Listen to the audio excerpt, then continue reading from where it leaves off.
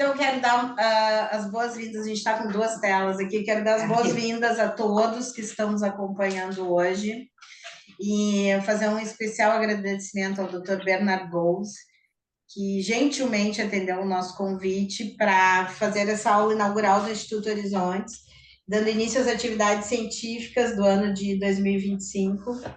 Para quem não conhece a Horizontes, nós somos uma instituição clínica e de ensino, e a gente tem trabalhado no curso de formação em psicoterapia psicanalítica. Temos vários alunos aqui hoje nos acompanhando presencialmente, outros online. E priorizamos assim o estudo da teoria psicanalítica com base freudiana e com todos os aportes e conhecimentos cada vez mais atuais. E temos nos dedicado muito ao estudo dos bebês, dos riscos do desenvolvimento, aos aspectos do autismo, do transtorno do espectro autista. E quem muito também tem nos acompanhado nessa jornada, muitos sabem, é a Marie-Christine Lasnik. Então, eu me sinto, em nome da Horizontes, extremamente gratificada e honrada com a presença do Bernard Goes, que vai poder falar hoje conosco sobre do ser à resistência, né? E que essa seja, então, a nossa atividade inaugural de um ano com muito trabalho, muitas atividades científicas, muitas atividades de pensamento e reflexão, e que culminam em agosto com a vinda da Marie-Christine Lasnik novamente a Porto Alegre. Gostaríamos que no próximo ou nos próximos anos o Bernard Goes pudesse ele vir presencialmente. Gostaríamos muito de recebê-lo aqui para um churrasco, para uma atividade, para algumas atividades. Me disse lá em Montevidéu o Goes que esteve aqui numa atividade, eu estava assistindo essa atividade pela BNEP, há muitos anos atrás, organizada pelo Salvador Célia. Então, quem sabe, a hora de voltar a Porto Alegre, já fica o nosso convite, em nome da Horizontes, para um retorno, para uma atividade presencial aqui, quem sabe, ano que vem. Então, quero agradecer novamente a todos e, mais uma vez, reiterar minha satisfação, em nome da Horizontes, de ter um convidado tão especial, tão ilustre, tão cheio de conhecimento, e eu vou parar de falar porque vocês querem ouvir ao Goes, né? Então, muito obrigada. Eu passo a palavra à Ana Cristina Tofani, que é a coordenadora da Comissão Científica, do Departamento Científico do Instituto Horizontes. Obrigada. Vou trocar de lugar para tu ficar aqui, fica melhor para te verem. Então, bom dia, prazer estar aqui e ver todos vocês, né, presentes e nos acompanhando nessa atividade tão importante. Reforçar o convite da Renata para a jornada com a Marie-Christine Lasnik em 15 e 16 de agosto aqui em Porto Alegre. Quero dizer para vocês que nós temos preparado muitas atividades, lives e reuniões, quintas psicanalíticas, preparatórias para esse encontro em Porto Alegre e contamos com a presença de vocês. Uma boa atividade. A Lisandra vai apresentar o Dr. Golse. Bom dia a todos. Sem mais demoras, vou fazer uma pequena apresentação rápida para que possamos em seguida, então, ouvir o Dr. Bernard Goes. Bernard Goes é psicanalista, membro da Associação Psicanalítica Francesa, professor honorário de Psiquiatria Infantil da Universidade de Paris-Descartes, presidente da Associação Pickler-Locke, presidente da CIPA e presidente do Instituto Contemporâneo da Infância. É um currículo bastante reduzido, mas passamos então a palavra ao Bernard Goes. Muito obrigada.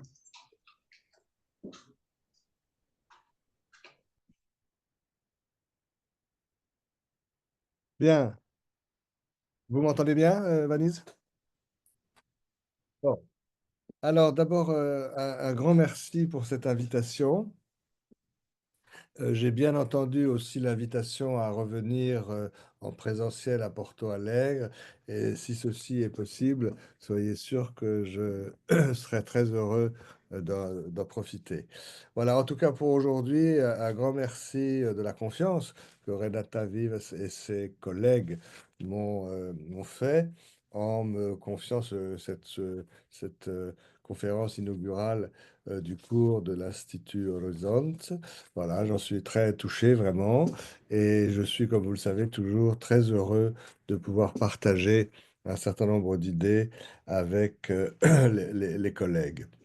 Alors c'est vrai que le thème qui a été choisi, de l'être à l'existence, pour Venise, c'est mieux l'existence que l'exister. Mais enfin bon. Le thème qui a été choisi, de l'être à l'existence, n'est pas dans mon esprit un thème seulement très théorique ou philosophique. J'aimerais essayer de vous montrer comment ça peut aussi nous aider sur le plan clinique, vraiment, et puis aussi sur la pensée qu'on peut avoir à propos de l'avenir et du devenir même de la psychanalyse. Alors, Renata l'a dit tout à l'heure en me présentant. Je suis responsable donc de la CIPA et je voudrais ici aussi saluer le groupe latino-américain de la CIPA qui est très actif, très vivant, que j'ai rencontré quand je suis venu à Montevideo en novembre dernier. Et je suis vraiment très heureux des échanges qui existent déjà, mais qui se développent entre la CIPA internationale et le groupe latino-américain de la CIPA. Le... Comme vous allez le voir, mon propos va beaucoup être centré sur la question des liens. Et peut-être je voudrais rappeler que dans mon trajet personnel, professionnel, la question du lien est tout à fait centrale. Au début de ma formation professionnelle, en France, à l'époque, on pouvait, aujourd'hui ça n'est plus possible et c'est un peu dommage, mais on pouvait se former à la fois en pédiatrie et en pédopsychiatrie. C'est ce que j'ai fait. Je savais que je voulais être pédopsychiatre, mais j'avais quand même envie d'aller voir un petit peu ce qui se passait du côté des maladies du corps chez les enfants. Et aujourd'hui, quand je me retourne en arrière et que je regarde cette étape de mon trajet, je me dis que peut-être déjà, de ma part, il y avait un intérêt pour les liens entre le corps et l'esprit, entre le corps et la psyché. Bon, après, je suis devenu pédopsychiatre et psychanalyste, mais là aussi, quand je regarde un petit peu les diverses activités dans lesquelles je me suis impliqué, il y en a principalement trois. Le, le bébé, le développement précoce du tout petit, ce qu'on appelle aujourd'hui la psychologie, la psychopathologie ou la psychiatrie du bébé ou périnatale. Le deuxième thème d'importance pour moi, c'est les troubles du spectre autistique. Et puis le troisième, c'est la question de l'adoption. Sans doute parce que j'avais été formé au début de ma vie par Michel Soulet, qui était un grand ami de Salvador Celia, d'ailleurs. Et Michel Soulet, en France, qui est l'un des pionniers de la pédopsychiatrie française, avait été l'un des premiers à s'intéresser aux enjeux psychologiques et psychopathologiques de l'adoption. Voilà, donc il m'a intéressé aussi à ce thème et j'ai été longtemps membre du Conseil supérieur de l'adoption en France. Pourquoi est-ce que je vous dis tout ça? Parce que les trois domaines que je viens d'évoquer, le bébé, l'autisme et l'adoption, sont des domaines différents, évidemment, mais ce qui fait le lien entre ces trois domaines, c'est justement la question du lien, hein, sans faire de jeu de mots là-dessus. Étudier le bébé, c'est en grande partie étudier la manière dont le tout petit va mettre en place ses premiers liens avec son environnement, avec son entourage, avec ceux qui s'occupent de lui, les parents et les professionnels, et comment il va se représenter psychiquement ces liens. J'y reviendrai tout à l'heure. Les situations autistiques sont des situations très douloureuses dans lesquelles les enfants échouent totalement ou partiellement à mettre en place ces fameux liens. Et enfin, l'adoption, le domaine de l'adoption, le champ de l'adoption est un domaine, est un domaine de travail dans lequel on peut étudier comment un enfant va mettre en place ces fameux liens avec des adultes qui ne l'ont pas engendré, qui ne l'ont pas fabriqué, mais qui vont se positionner pour lui toute la vie comme ses parents. Voilà, donc vous voyez, c'était pas forcément prévu comme ça à l'avance dans mon trajet. Mais quand je regarde après coup ce trajet, je me dis que là, il y a vraiment pour moi un thème transversal très fort, l'instauration des liens avec le bébé, la difficulté ou l'échec de l'instauration de ces liens chez les enfants autistes et le lien un petit peu particulier dans le cadre de l'adoption. Voilà, donc j'ai vraiment une espèce de petite idée fixe, hein, je m'en rends compte. Le lien est vraiment très important dans ma réflexion, dans ma démarche. Et d'ailleurs, je pense que en psychologie, en pédopsychiatrie, en psychanalyse, la question du lien est évidemment tout à fait centrale. Et c'est pourquoi, il y a 2 ans maintenant, à Paris, ça a été mentionné tout à l'heure, j'ai fondé donc l'Institut contemporain de l'enfance, avec un certain nombre de collègues, évidemment, qui est un espace qui a été pensé pour promouvoir un soin psychique et un prendre soin. En français, Vanise, on fait une différence entre le soin, qui est vraiment le Je vais expliquer. Le soin, c'est les mesures d'aide qu'on doit apporter aux enfants, enfin aux patients qui sont en souffrance psychopathologique ou psychiatrique. Ça renvoie au terme anglais de to cure, le soin. Tandis que le prendre soin concerne tout le monde. Le prendre soin, c'est la façon to care en anglais, non pas to cure, mais to care. C'est une façon d'accueillir, de respecter, de rencontrer l'autre. Et voilà, donc cet Institut contemporain de l'enfance a été conçu, je le disais, comme un espace pour penser le soin et le prendre soin psychique des bébés, des enfants et des adolescents, en référence bien sûr à la psychanalyse, mais aussi aux différentes composantes de la psychopathologie, à la pédagogie et avec des ouvertures qui m'apportent beaucoup sur le monde de l'art et de la culture, parce que je crois qu'il n'y a aucune possibilité de penser le soin, la créativité thérapeutique, sans penser la créativité artistique. Et je vois que dans l'assistance, il y a Carla Bras-Metzner qui est là, et donc elle sait bien à quel point, avec Victor Guerra, on avait beaucoup réfléchi à ces questions de créativité, de sensorialité. Il y a là un domaine de dialectique extrêmement important. Voilà, alors cet Institut contemporain de l'enfance, je suis très heureux de sa création parce que aujourd'hui, en France en tout cas, en Europe, la psychanalyse est très attaquée. La psychanalyse dans l'autisme, mais pas seulement, la psychanalyse en général.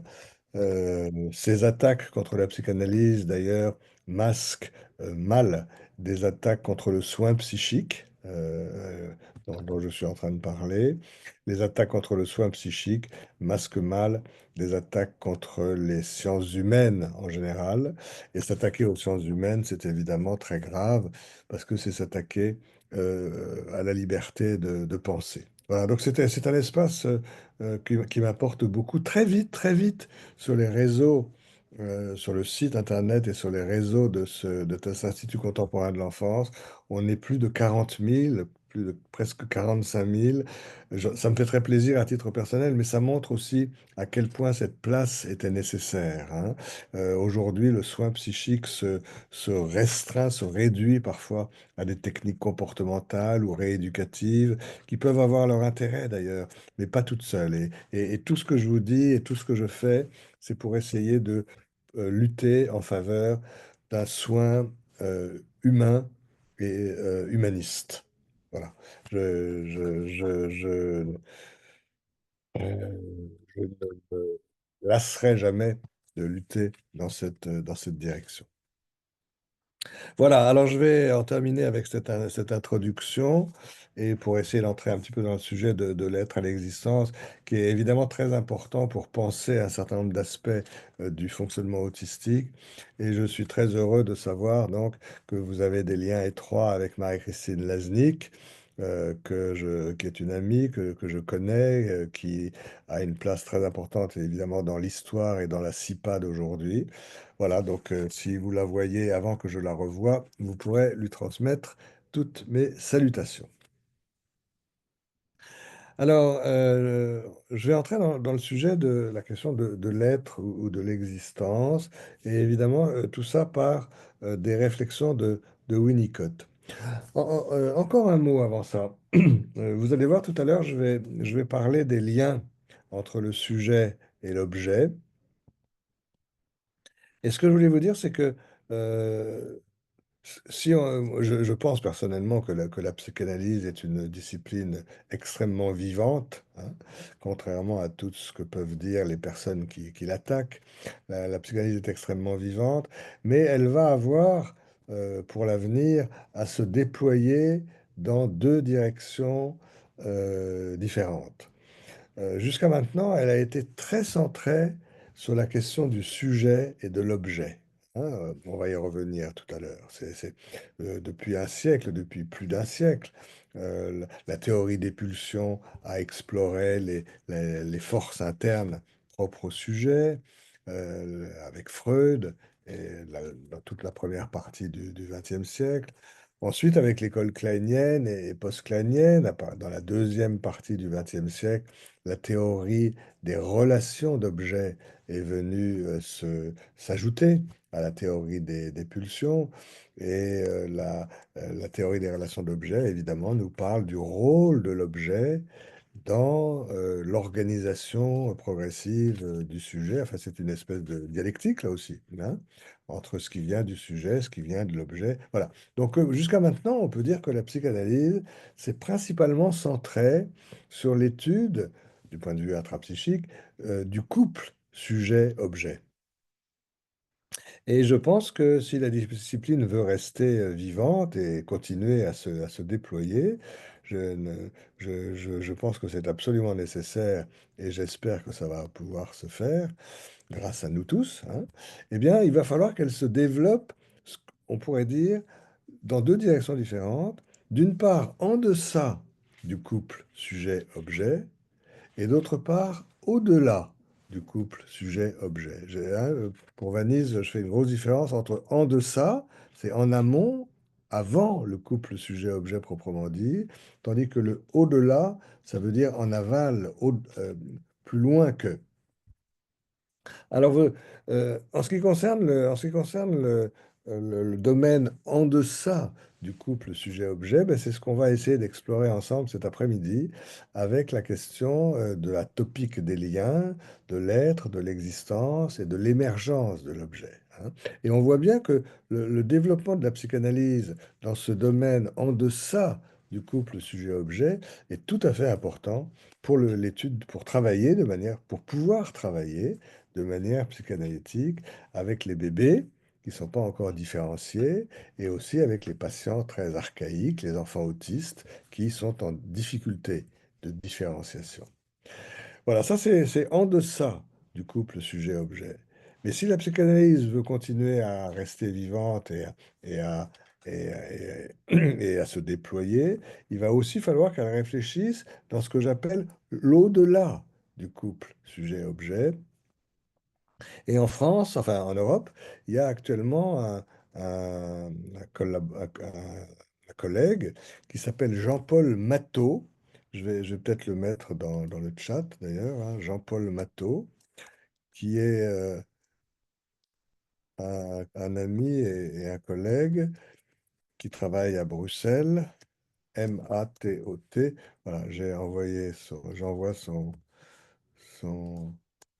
Jean-Paul Matteau, qui a été longtemps responsable de la section belge, qui est psychanalyste bien sûr, qui a été longtemps responsable de la section belge de l'Association européenne de psychopathologie de l'enfant et de l'adolescent que je préside et qui, depuis quelques années, explore justement cet au-delà du couple sujet-objet en disant, son dernier livre s'appelait Le soi disséminé, le soi disséminé, et le livre, et il vient de sortir un nouveau livre encore qui s'appelle Psychanalyse terrienne, terrienne comme la terre, hein, et où il essaie de montrer que la psychanalyse aujourd'hui doit non seulement parler du couple sujet-objet, mais elle doit travailler aussi sur la prise en compte des enveloppes extérieures, c'est-à-dire l'environnement humain et non humain, l'écologie, et aller très au-delà du couple sujet-objet traditionnel pour pouvoir apporter à la réflexion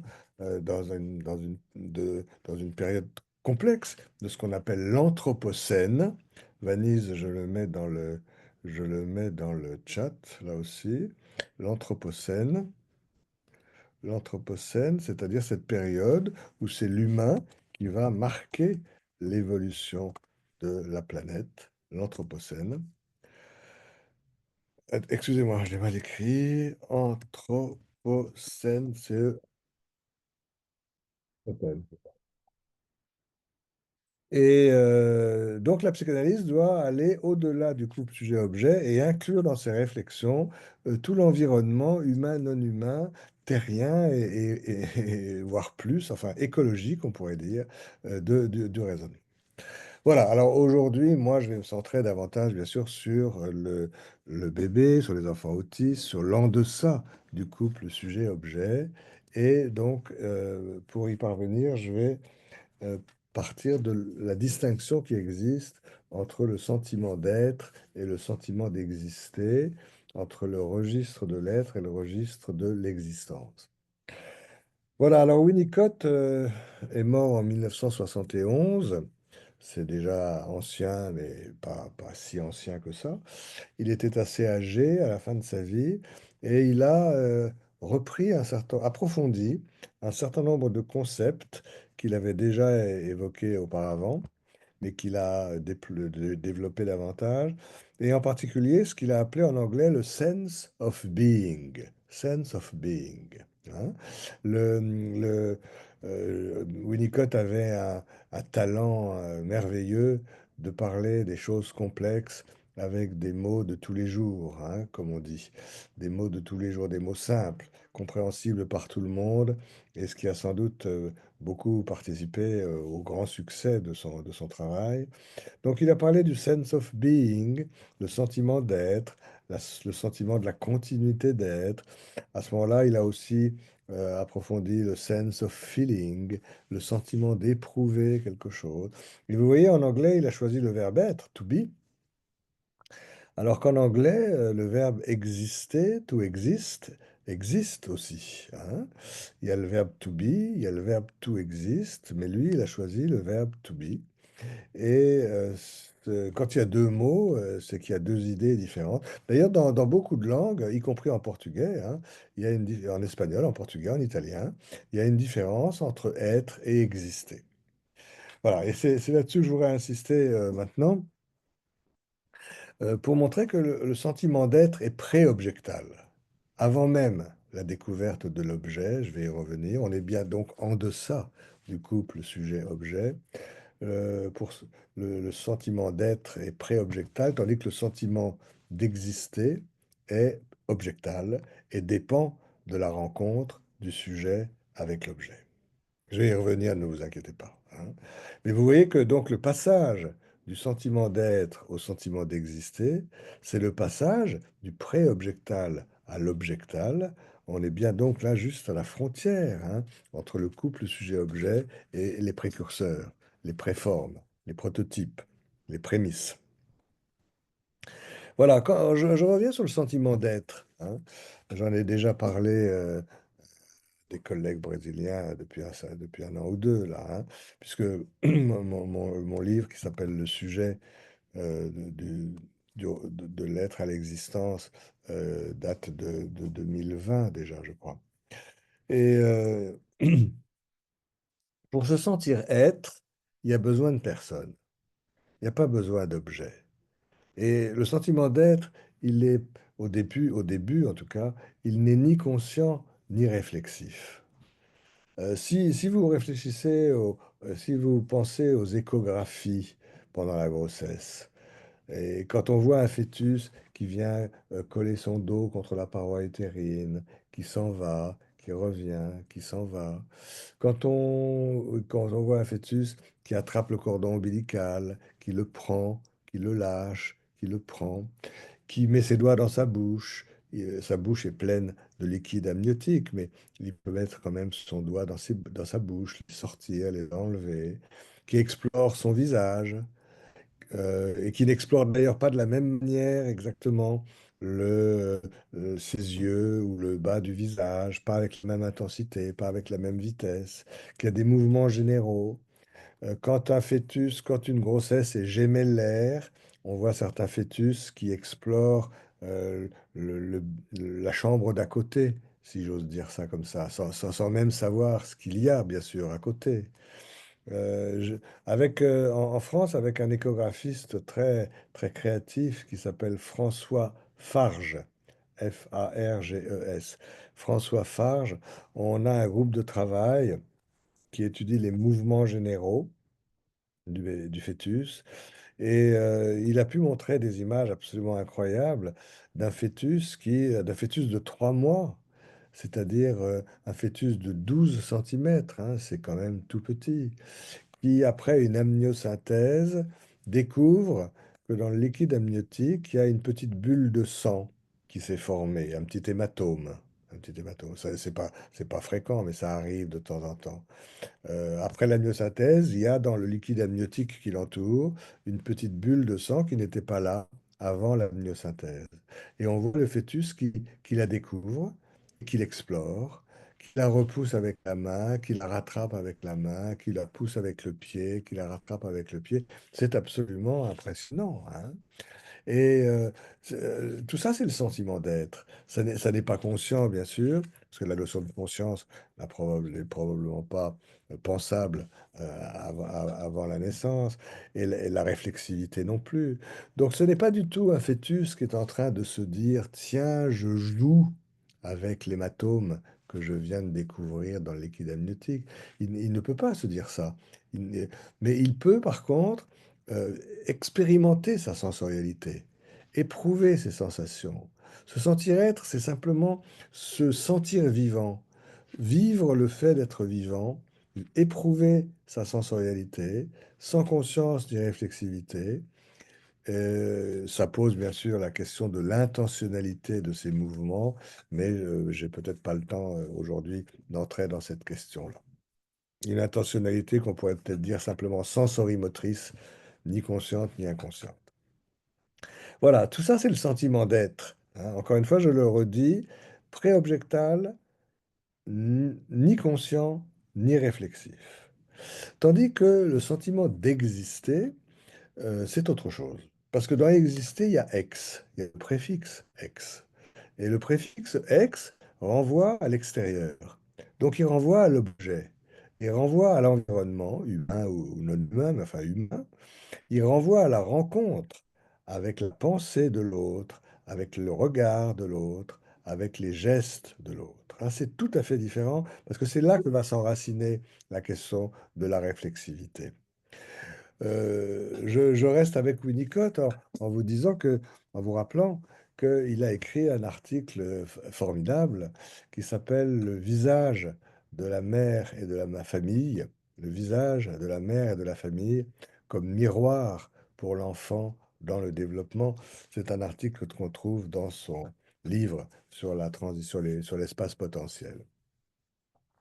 Et dans cet article formidable, ce que Winnicott nous dit, là toujours avec des mots très simples, pourtant pour quelque chose d'assez subtil et compliqué, il nous dit, mais quand le bébé regarde sa mère, s'il est en train de téter ou de jouer, d'interagir avec elle, quand le bébé regarde sa mère, bien sûr, il perçoit sa mère, hein. Ce sont les mêmes mots en français et en anglais. C'est facile. Percevoir, perception, to perceive en anglais. Quand le bébé regarde sa mère, il perçoit sa mère. Il voit sa mère. Mais ce qui est important dans cette histoire, dit Winnicott, c'est que il regarde la mère qui, elle, de son côté, le regarde. C'est-à-dire que non seulement il perçoit sa mère, mais il s'aperçoit lui-même dans le regard de la mère. Percevoir, apercevoir. Perception, aperception. Et il faut que la mère soit disponible pour ça, hein. Si elle est tout le temps absorbée en train de faire ses mails ou ses messages, c'est pas interdit, bien entendu. Mais quand un bébé nous regarde en tant qu'adulte, il importe que nous puissions le regarder, lui renvoyer quelque chose sur lui-même pour qu'il puisse non seulement nous percevoir, nous, comme futurs objets, mais s'apercevoir, lui, comme futur sujet, dans ce regard qu'il rencontre, hein. C'est un article vraiment extrêmement important. Et alors, donc, je le redis, hein, le visage de la mère et de la famille. Parce que cette fonction de renvoi, de retour, c'est pas que la mère ou l'objet primaire, c'est l'ensemble des personnes qui vivent avec l'enfant. Voilà, et on pourrait dire aussi que de la même manière, on pourrait dire que c'est vrai pour le regard, mais c'est vrai pour la pensée. Quand le bébé pense sa mère, il pense sa mère qui, elle, est en train de penser le bébé. Et quand le bébé interagit avec sa mère, il interagit avec sa mère qui, elle, de son côté, est en train d'interagir avec lui. Et vous voyez, la réflexivité, on ne peut la penser que dans un deuxième temps. Parce que la réflexivité, pour qu'il y ait réflexivité, il va falloir que, euh, assez vite peut-être, mais progressivement, le bébé intériorise en lui la pensée de la mère qui est en train de le penser, le regard de la mère qui est en train de le regarder, et les gestes de la mère qui est en train d'interagir avec lui. Il va falloir qu'il intériorise tout ça, c'est-à-dire qu'il l'inscrive dans son esprit, dans son psychisme, pour qu'un jour, je n'ai pas de calendrier précis là-dessus, mais pour qu'un jour, il puisse se voir du dedans de lui-même, se penser du dedans de lui-même et s'éprouver corporellement, en quelque sorte, du dedans de lui-même. Et là, je ne dis pas que ce sera devenu conscient, mais ce sera devenu réflexif. Alors vous voyez, si vous avez eu, tout à l'heure, j'ai été présenté en disant que j'enseignais à l'université Paris-Descartes. Bon, l'université Paris-Descartes a été fusionnée avec l'université Paris Diderot et maintenant c'est l'université Paris-Cité. Mais peu importe. En pensant à Descartes, on pense au dualisme corps-psyché et là on voit bien à quel point les choses sont très intriquées, hein, très intriquées. Et puis, le je pense, donc je suis. Le je pense, donc je suis est du côté de l'être. Tandis que je pense, donc j'existe, serait plutôt du côté de l'existence, parce que se sentir exister, c'est pas simplement vivre ses sensations, c'est sentir que l'on est en train de vivre ces sensations. C'est-à-dire que ça, c'est réflexif, et ça dépend de la rencontre avec l'objet. Le, le, le cogito cartésien, je pense, donc je suis, n'a pas besoin de passer par l'autre, tandis que je pense que j'existe a absolument besoin de passer par la rencontre avec la pensée, le regard et les gestes d'autrui.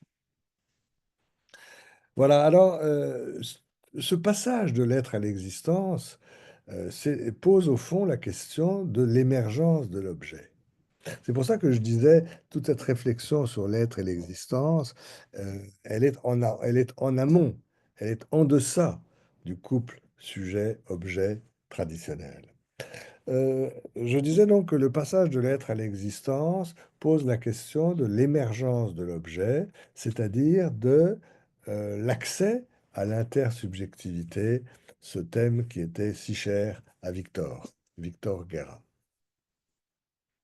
Et je reste encore avec Winnicott parce que Winnicott nous a beaucoup appris sur cette question de l'émergence de l'objet. Quand on pense à Winnicott, on pense en premier à la fonction du holding, bien sûr, la contenance. On pense aussi à la fonction du handling, la manière dont le bébé va être touché, hein.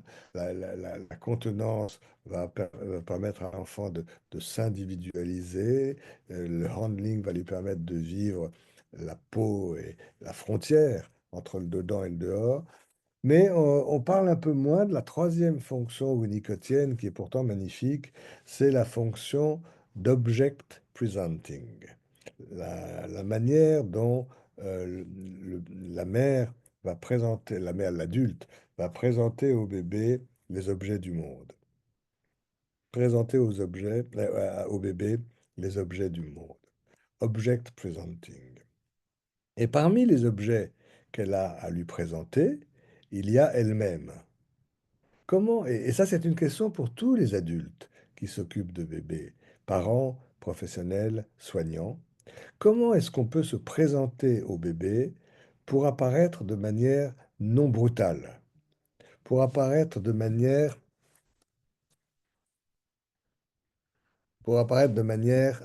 progressive, douce, graduelle. Hein. Winnicott insistait beaucoup sur ces notions de processus graduel, continu. Hein. Il faut que l'apparition de l'objet ne soit pas violente, qu'elle ne vienne pas marquer une discontinuité, une intrusion, qu'elle ne soit pas traumatique, qu'elle n'amène pas de violence développementale. Hein. C'est justement cette émergence de l'objet qui probablement se fait mal chez les enfants autistes. Et Winnicott nous apprend beaucoup là-dessus. Hein. L'émergence de l'objet, c'est-à-dire en termes photographiques, non pas mystiques, hein, mais photographiques, comment est-ce que l'objet va apparaître au bébé de manière acceptable? Comment elle va se révéler au bébé de manière acceptable? Je le redis, hein, apparition et révélation au sens photographique d'une image, hein, dans le bain, dans le révélateur qui va apparaître doucement et pas brutalement. Voilà, eh bien, c'est toute la qualité des soins précoces qui est là. Hein. Toute la qualité des soins précoces, et c'est pourquoi je m'intéresse tant aux travaux de l'Institut Pikler-Logzi à Budapest. Et depuis 2007, donc ça a été rappelé tout à l'heure, je préside l'association Pikler-Logzi France, parce que je pense que dans l'approche piklérienne et dans cette éthique très particulière du soin et du développement, il y a une richesse, une très grande richesse qui nous permet de comprendre comment est-ce que l'adulte, le parent ou le professionnel, l'auxiliaire, la nurse, comment est-ce qu'on peut se présenter au bébé de manière qui soit acceptable pour lui et qui n'introduise pas une discontinuité trop grande. Voilà, alors cette fonction d'object presenting, je la trouve très belle. Vous voyez, en français, je ne sais pas si ça va être facile à traduire pour Vanise, ça, mais on pourrait dire que la naissance physique du bébé, c'est la manière dont le bébé vient au monde. On peut dire ça comme ça en portugais, Vanise?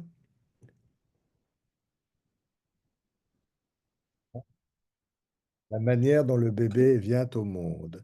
Mais la naissance psychique, c'est plutôt la manière dont le monde vient au bébé.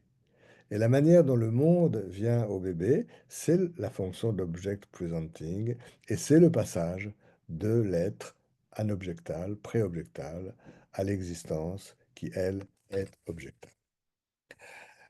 Voilà, alors là, on a déjà bien avancé là, pour le registre de l'être et de l'existence. Mais je voudrais vous montrer je voudrais illustrer un petit peu ça. Je vais plutôt vers la page 6, là, Vanise. Je voudrais vous illustrer ça à la fois sur le plan de la théorie et aussi sur le plan simplement de l'observation. Ce passage de l'être à l'existence dont nous parle Winnicott, on en a des reflets dans la théorie et on en a des reflets dans le développement de l'enfant en général. Alors, juste un petit mot à propos de la théorie. Tout à l'heure, je disais, eh bien, la première partie du XXe siècle, ça a été la mise en place par Freud et par ses collaborateurs de l'époque, principalement de la théorie des pulsions. Hein, il fallait bien que Freud commence par quelque chose, et il a commencé par regarder comment s'organisent les forces pulsionnelles, orales, anales, phalliques, etc., chez le bébé. Bon. En quelque sorte, il s'est vraiment préoccupé là, il s'est centré sur ce qui venait du sujet ou du futur sujet.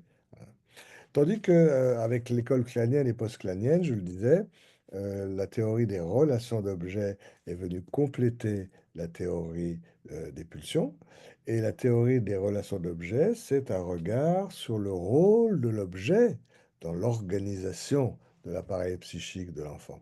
Voilà, alors de manière un petit peu schématique, peut-être un peu trop schématique, je ne sais pas, mais moi je dis volontiers que la théorie des pulsions est plutôt du côté du registre de l'être, sans encore un regard très, très, très marqué sur la question de l'objet. C'est pas totalement séparable, bien entendu. Mais en tout cas, la théorie des relations d'objets, elle, elle est plutôt du côté du registre de l'existence, parce que là, vraiment, c'est la prise en compte de la rencontre avec le rôle de l'objet. Et moi, j'aime bien cette idée que dans l'évolution de la psychanalyse, dans l'évolution de la théorie elle-même, il y a un parallèle avec le passage développemental de l'être à l'existence. La théorie, l'histoire de la théorie, pardon, reflète quelque chose de l'histoire de la construction de l'individu. Voilà, mais je prendrai maintenant un exemple quelques exemples de- cliniques qui montrent aussi ce passage. J'en prendrai deux. Euh, les premiers sourires du bébé, vous le savez bien, les premiers sourires du bébé, on appelle ça en français, enfin depuis René Spitz d'ailleurs, on appelle ça les sourires aux anges. Je ne sais pas si l'expression existe aussi en portugais, Vanise.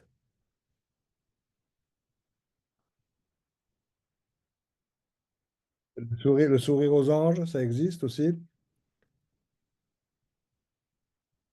Dites-moi, Vanise, le terme sourire aux anges, ça existe? Sim, Vanise, sim, D'accord. Gold. Très bien. Alors, le sourire aux anges, on dit sourire aux anges parce qu'on n'est pas tout à fait sûr que les anges existent, hein. Donc, on ne sait pas très bien à qui ces sourires sont destinés et peut-être même à personne, justement, hein. Les sourires aux anges ne sont pas encore des signes au sens de la communication, ce sont simplement des indices ou des signaux, hein, du point de vue sémiotique. Les indices, c'est-à-dire que les sourires aux anges ne s'adressent à personne. Ils témoignent simplement du fait que le bébé est dans cet instant-là bien, qu'il n'a ni trop faim, ni trop soif, ni trop chaud, ni trop froid, qu'il n'est ni trop tendu, ni trop détendu, qu'il est il est dans un bien-être. Le sourire aux anges, hein, vous voyez, est du côté du registre de l'être simplement. C'est un indice ou un signal qui n'est pas dirigé vers quelqu'un, mais qui témoigne du fait que le bébé se trouve dans un état sensoriel confortable. Tandis que quelques semaines après, 4, 5, 6, un jour, la mère va se dire, pourquoi ce jour-là, je ne sais pas, le bébé lui sourit comme la veille, avec un sourire aux anges, et pourtant ce jour-là, la mère va se dire, alors elle se l'était pas dit jusque-là, tiens, aujourd'hui, il me sourit. Voilà. Alors, est-ce qu'elle a raison? Est-ce qu'elle a tort? Est-ce que ce jour-là, le bébé lui sourit vraiment alors que la veille, il ne souriait pas vraiment à elle? C'est difficile à dire. En tout cas, le fait qu'elle le pense va tirer, en quelque sorte, l'indice sourire aux anges vers un statut de signe que Spitz a appelé le sourire réponse. Voilà. Euh, Peut-être que c'est parce que la mère se fait des illusions, peut-être qu'elle anticipe, peut-être qu'elle est un petit peu en avance. En tout cas, le fait que ce jour-là, elle ressente le sourire comme quelque chose qui lui est adressé, va effectivement avoir un rôle moteur et va transformer ce qui n'était qu'un simple indice, le sourire aux anges, en quelque chose qui devient véritablement un signe dans la communication, le sourire réponse. Et là, c'est ce que je voulais dire, le sourire aux anges est du côté de l'être, préobjectal, simple indice de bien-être, alors que le sourire aux anges est du côté de l'existence et et passe par la rencontre avec l'objet. Un deuxième exemple que je voulais donner, c'est la question, c'est la succion du pouce. Et pour essayer de montrer que le concept post-clanien d'autosensualité est plutôt du côté de l'être, l'autosensualité, alors que l'auto-érotisme est du côté de l'existence. Alors pourquoi est-ce que je dis ça? Parce que quand un bébé, je vais partir d'abord de l'auto-érotisme. Quand un bébé a faim et que le biberon ou le sein ne sont pas là, eh bien en attendant, pour supporter l'attente, au bout de quelques mois, il va être capable, quelques semaines, quelques mois, il va être capable de trouver son pouce, comme on dit, et de mettre son pouce dans la bouche, c'est-à-dire que la pulsion orale va se retourner sur le corps propre, et faute de sein ou de biberon, le bébé va sucer son pouce, et il va le sucer comme un biberon ou un sein, en réactivant dans sa tête le souvenir des tétées précédentes, et donc, pendant quelques instants, il va être dans ce que Freud a appelé l'hallucination primitive, une perception sans objet, mais qui lui fait ressentir pourtant les choses comme si le sein ou le biberon était là. Voilà, et ça va pas tenir indéfiniment, mais pendant quelques instants, il peut patienter, parce qu'en mettant son pouce dans sa bouche, il évoque les rencontres qu'il a déjà faites avec le sein et le biberon. Donc vous voyez, l'auto-érotisme, il inclut un souvenir de l'objet. L'hallucination primitive, c'est une forme de souvenir de l'objet. Donc l'hallucination primitive, l'auto-érotisme, la succion du pouce pour attendre quand on a faim, c'est du côté du registre de l'existence parce que ça inclut une représentation de l'objet. Alors que avec les auteurs post-claniens, et en particulier Melzer, Donald Melzer ou Geneviève Hack, Tustin même, le concept d'autosensualité a été décrit. Et l'autosensualité, ça n'inclut aucune représentation de l'objet. Et chez le bébé, ça se traduit, si on observe bien, par une autre façon de sucer son pouce. Dans l'auto-érotisme, quand le bébé suce son pouce, je ne peux pas le faire en même temps, je peux pas mettre mon pouce dans la bouche en même temps que je vous parle, mais il tète son pouce comme il têterait une tétine ou un biberon. Tête vraiment, parce que il est dans une hallucination primitive avec la trace de l'objet. Bon. Tandis que quand les bébés sucent leur pouce, non pas par auto-érotisme, mais par auto-sensualité, on voit des choses différentes, si on observe bien. Avec les lèvres, ce n'est pas un mouvement de succion, c'est plutôt, par exemple, une exploration. Le bébé va, par exemple, mettre son pouce derrière l'arcade les gencives derrière l'arcade gingivale supérieure et il va tirer comme ça en avant, un petit peu. Comme s'il essayait d'éprouver avec le doigt le dur, la résistance de la gencive. Et on peut imaginer que là, il n'est pas du tout dans la réévocation des tétées précédentes, il est en train d'éprouver ces sensations, le dur de la gencive, la pulpe du doigt, du pouce. Il est dans les sensations, ça ne passe pas par l'idée de l'objet absent, ça passe par l'exploration de sa sensorialité personnelle. L'autosensualité est du côté de l'être, l'auto-érotisme est du côté de l'existence. Voilà, alors, on a quand même bien avancé. Et ce que je voudrais maintenant essayer de vous expliquer, euh, c'est quelque chose qu'on a beaucoup développé avec Sylvain Missonnier. Sylvain Missonnier est un collègue et un ami qui est professeur de psychologie à Paris et très, très spécialiste de la périnatalité et de la période prénatale, notamment du développement. Considère que le début de la vie, c'est pas la naissance, hein, c'est la conception, bien sûr. Et on a essayé de réfléchir avec toutes ces idées là en tête que je viens de vous rappeler. On a essayé de réfléchir à la question de la représentation d'objets. Et comment on peut travailler de manière psychanalytique avec les bébés ou les patients très peu différenciés, les enfants autistes ou psychotiques graves, alors que la question de la topique se pose, hein. Je- En fait, ce qu'il faut dire, ce que j'ai envie de dire d'abord, c'est que je pense très fortement que travailler avec les bébés, que le bébé ne nous impose aucun renoncement particulier à nos repères psychanalytiques habituels. Avec le bébé, on peut se servir de la théorie des pulsions si on a envie. On peut se servir de la théorie de l'étayage si on a envie. On peut et on doit même se servir de la théorie de l'après-coup, chère à Freud, mais qu'on doit un peu modifier pour les traumatismes hyper précoces. Mais on peut tout à fait utiliser la théorie de l'après-coup quand on s'occupe de bébés ou même d'enfants autistes. La vraie difficulté, c'est le point de vue topique. Parce que pour la psychanalyse, la topique est fondamentalement intrapsychique.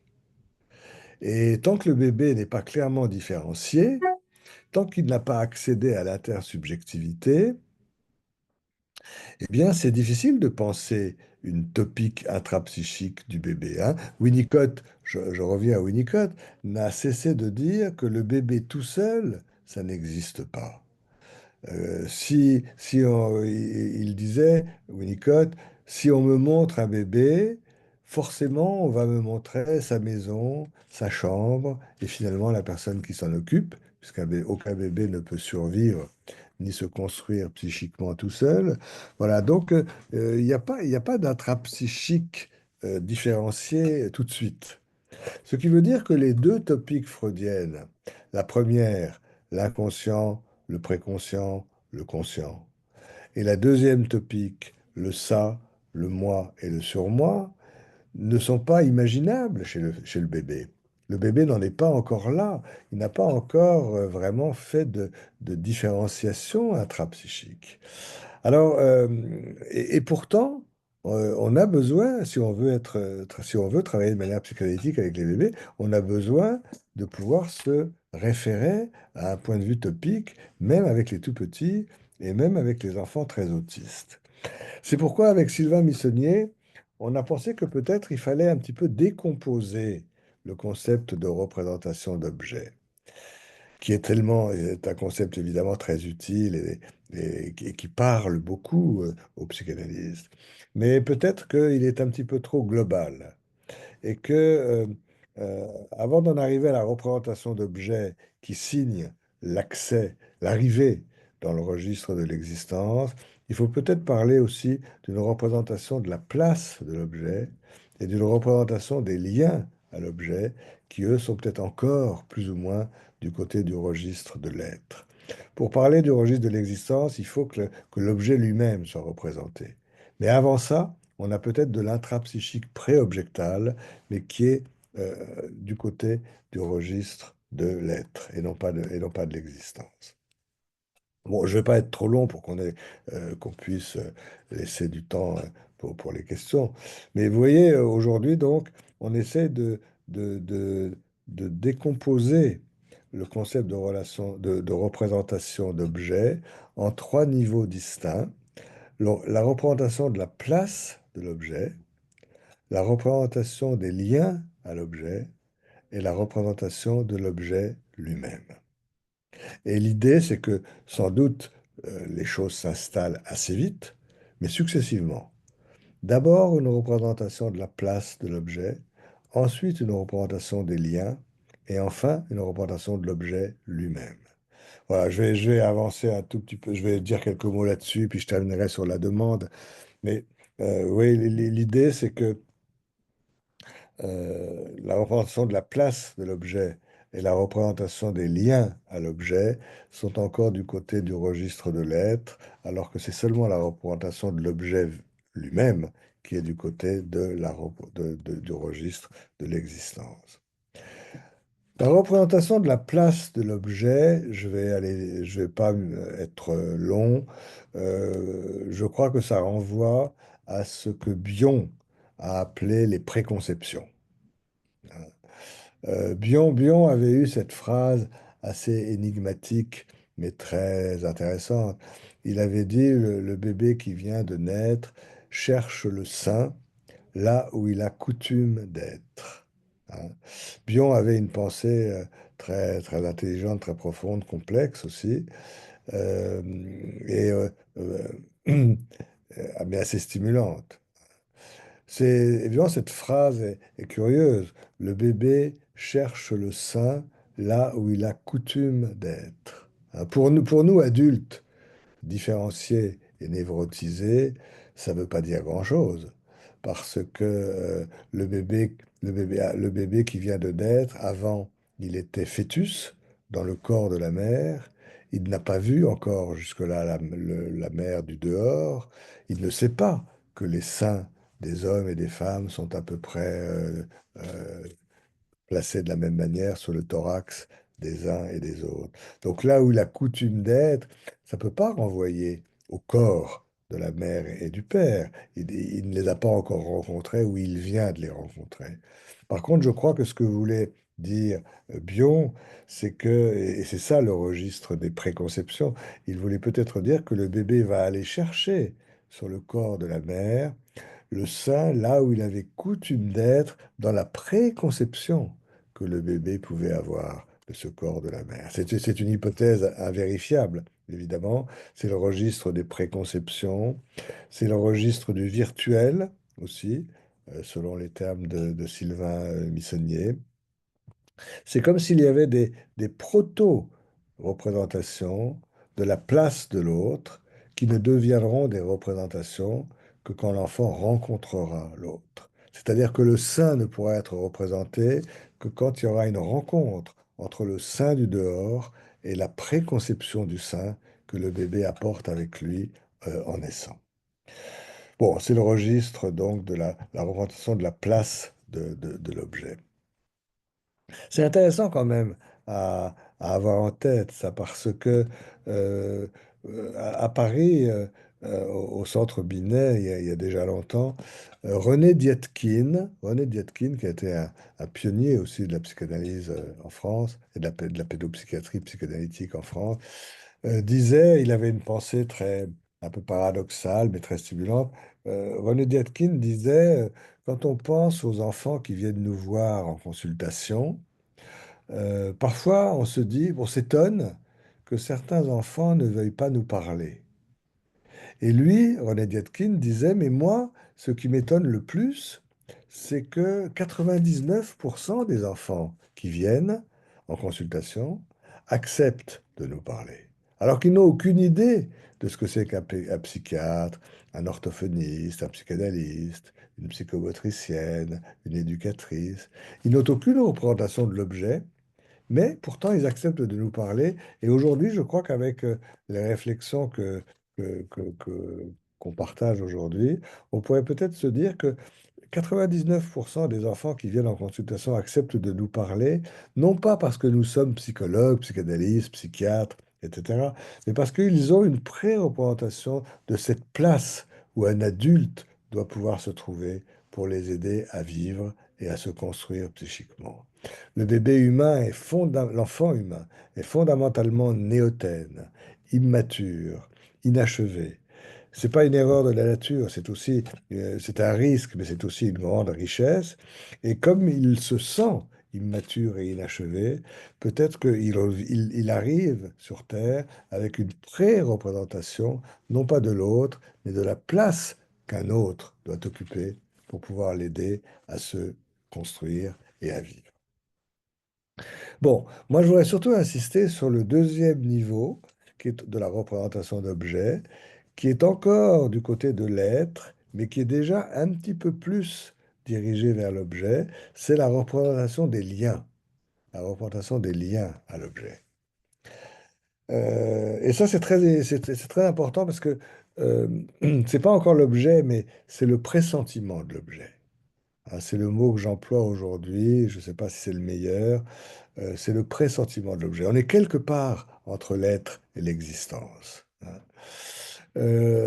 On parle souvent de l'observation des bébés par les adultes, bien sûr, l'observation estherbique, l'observation piclérienne.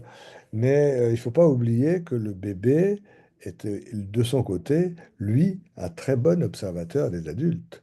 Les adultes observent le bébé, mais le bébé observe les adultes, hein.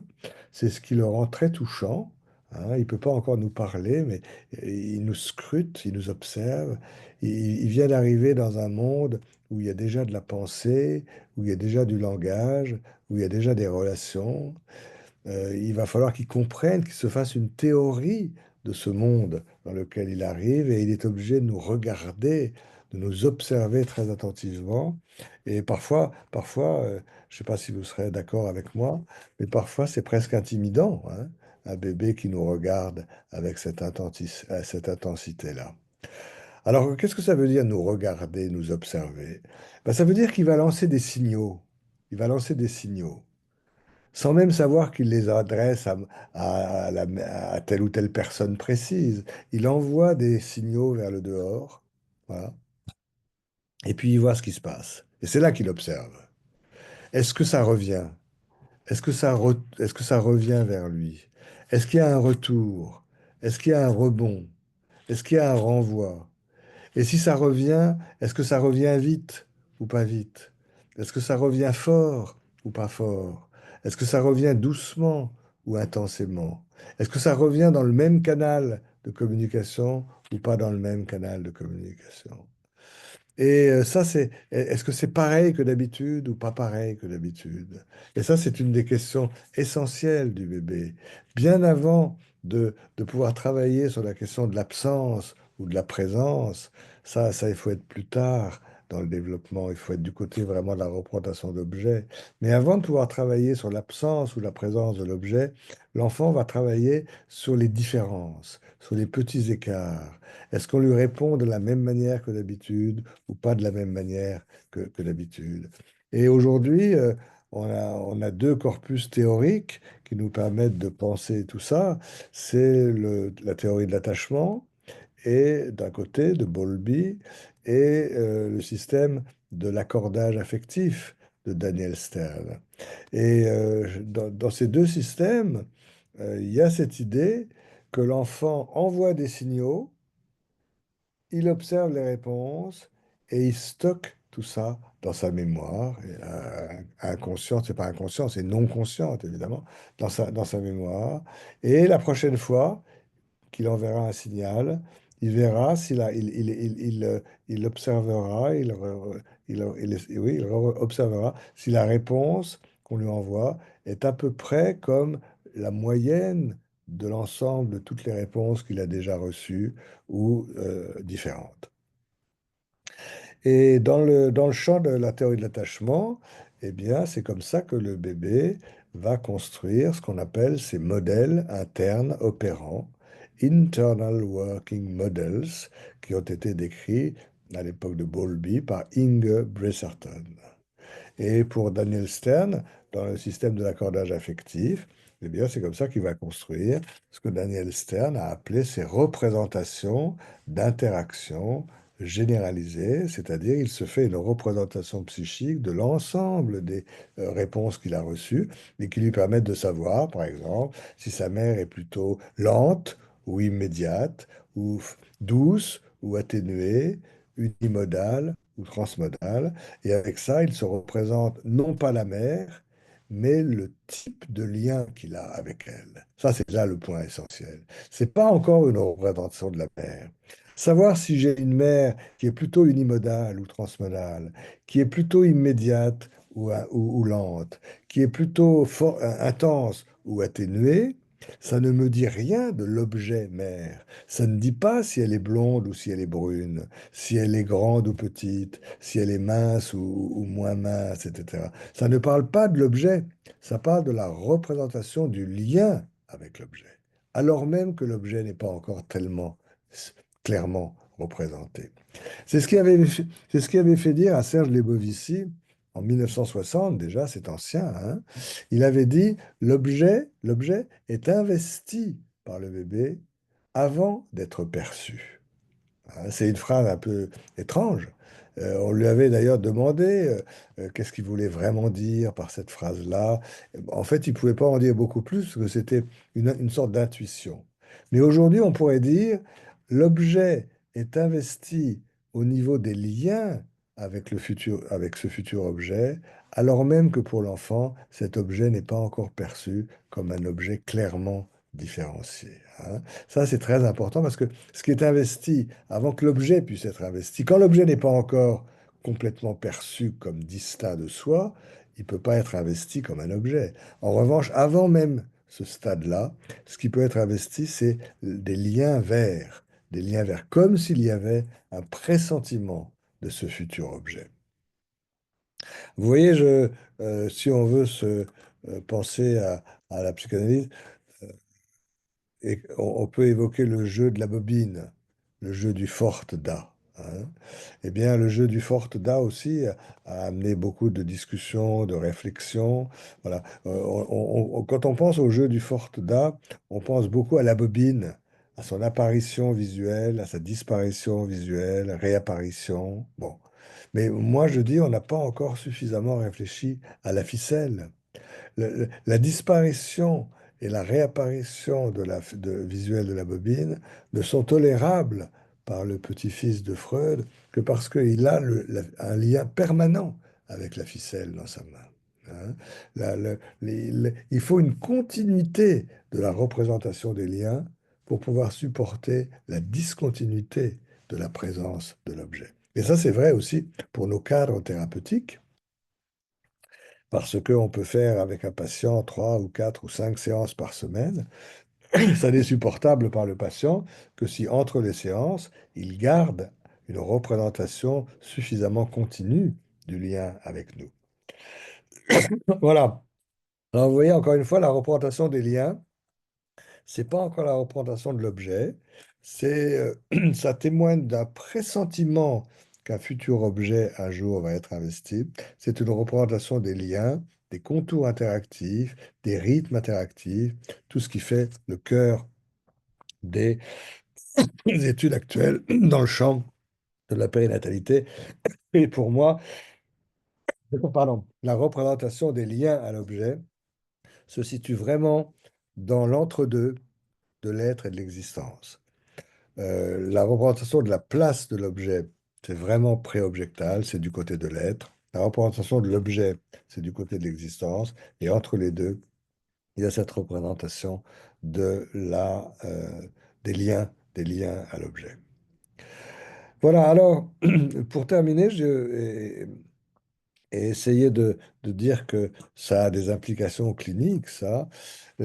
Pour moi, cette distinction entre l'être, l'existence, la place de l'objet, les liens à l'objet et l'objet, ça permet aussi de repenser, de penser autrement la question de la demande chez les tout petits et chez les patients archaïques.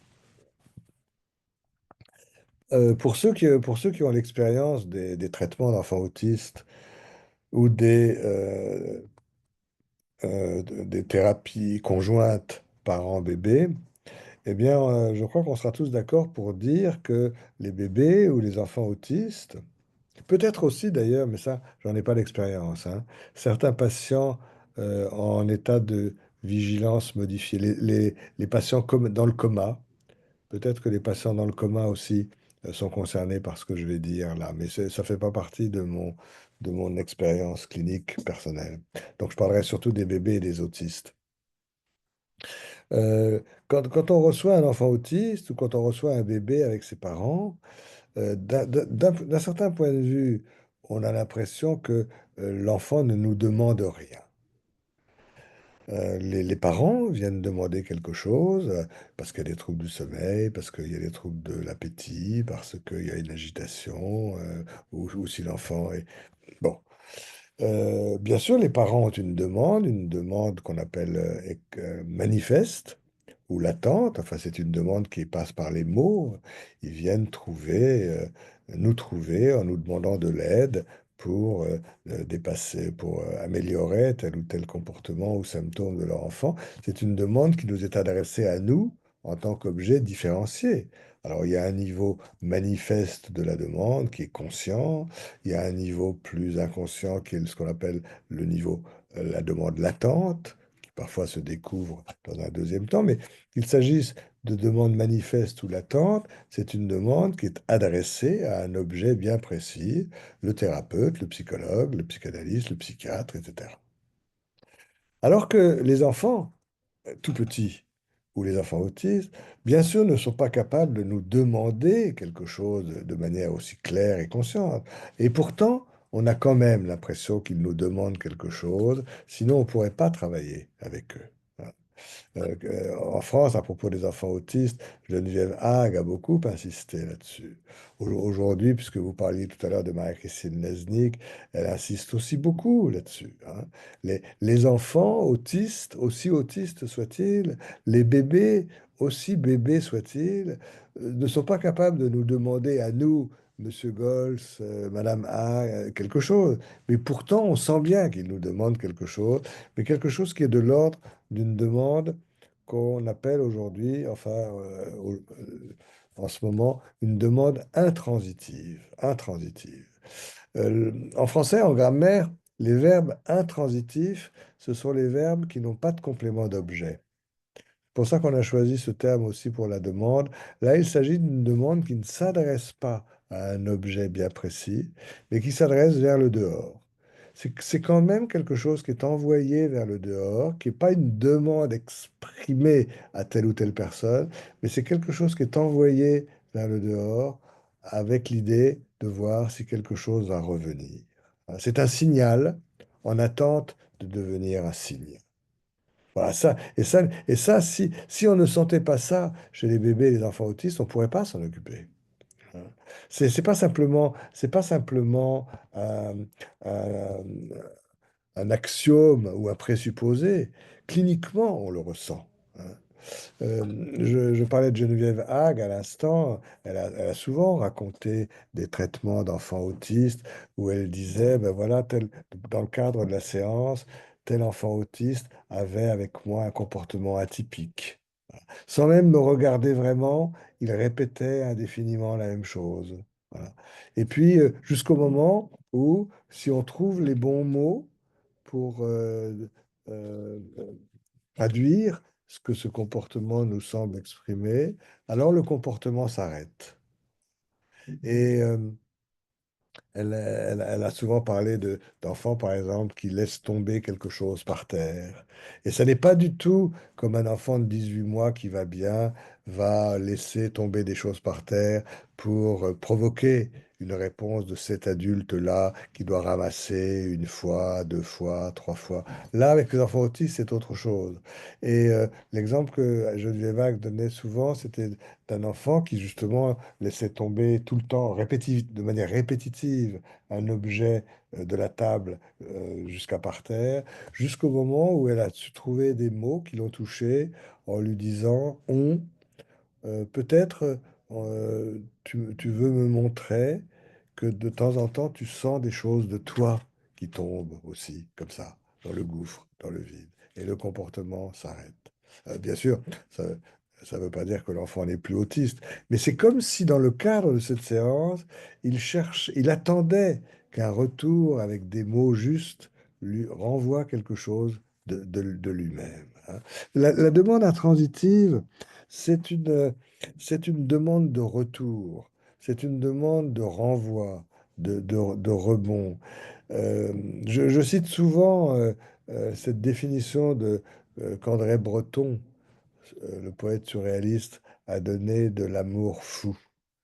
André Breton définissait l'amour fou en disant je m'étais perdu à moi-même et tu es venu me donner de mes nouvelles. Eh bien, je pense il y a quelque chose comme ça dans la demande intransitive. C'est comme si le bébé ou l'enfant autiste nous disait, je ne sais pas encore ce qui se passe en moi, je ne sais pas encore qui je suis, mais déjà, tu viens me donner de mes nouvelles, tu me renvoies quelque chose, des signaux que je t'ai envoyés, et ça m'informe sur ce que je suis, hein. Euh, les soins au bébé et les soins aux enfants autistes ont peut-être quelque chose à voir avec la question de l'amour fou. Et ça me plaît de penser les choses de cette manière-là. En tout cas, c'est l'attente d'un retour, même si le lieu vers lequel le signal est envoyé n'est pas encore un lieu bien clair dans la tête de l'enfant.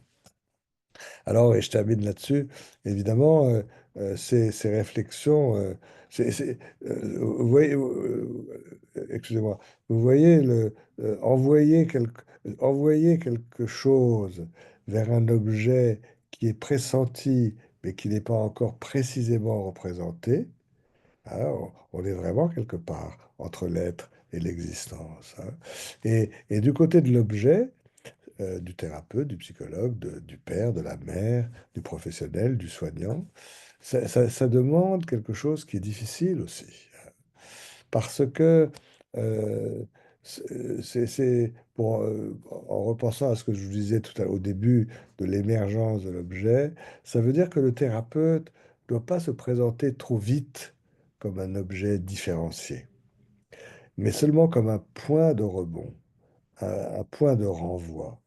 Ce qui, du point de vue du contre-transfert, est difficile aussi, hein, parce qu'il faudrait accepter un petit clivage fonctionnel en soi.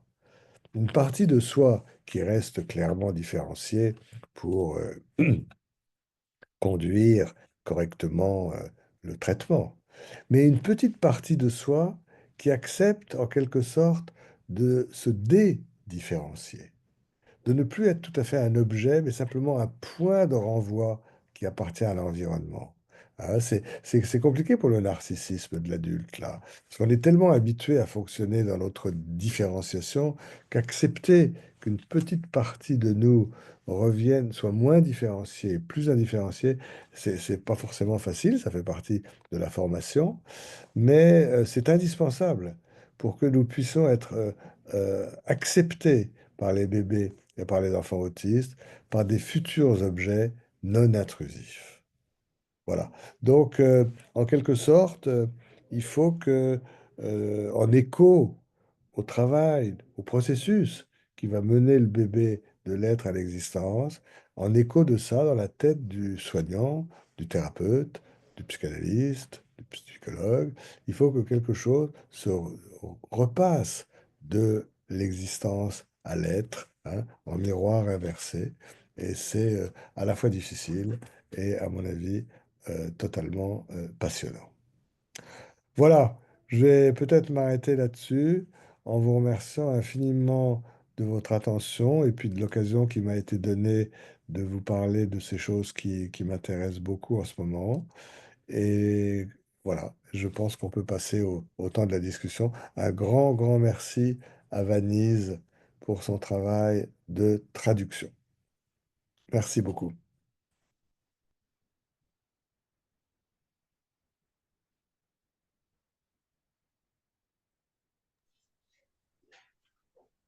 Muito obrigada, doutor Golzi. Então, agradecemos e abrimos o espaço para perguntas.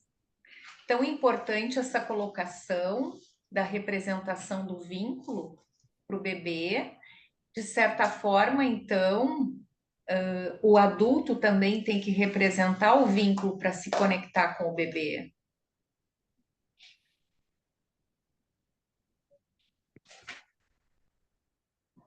J'ai pas bien compris la Vanise. Le...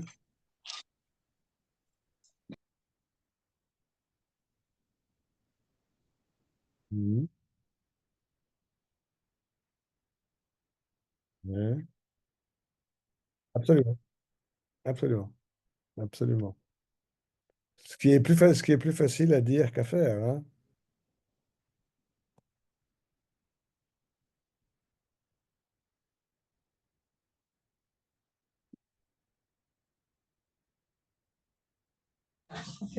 Tem algumas perguntas no chat. Vanise, quem sabe tu traduz para ele alguma coisa. Nós temos perguntas. Tu consegue olhar o chat, Vanise, ou quer que a gente leia? É melhor vocês lerem, pessoal. Oi, Ricardo. é melhor vocês lerem e aí ela vai Tá, traduzindo para ele, tá bom? tá. Deixa a gente só localizar aqui. Aí, só Mas um é segundo. importante incentivar as pessoas a Ouais. falarem mesmo. Fique à vontade que será traduzido para ele quem quiser falar por voz, hein? Então, vai. Onde é que tá o... Aí tem que baixar ainda. J'ai ouvert le chat, Vanise, et essayez. Ali, ó. Tá, tem uma pergunta aqui, da Luísa Pires. Podemos encontrar manifestações precoces do masoquismo primário em crianças com transtornos do espectro autista? Se der para falar um pouco sobre o masoquismo primário em crianças com TEA.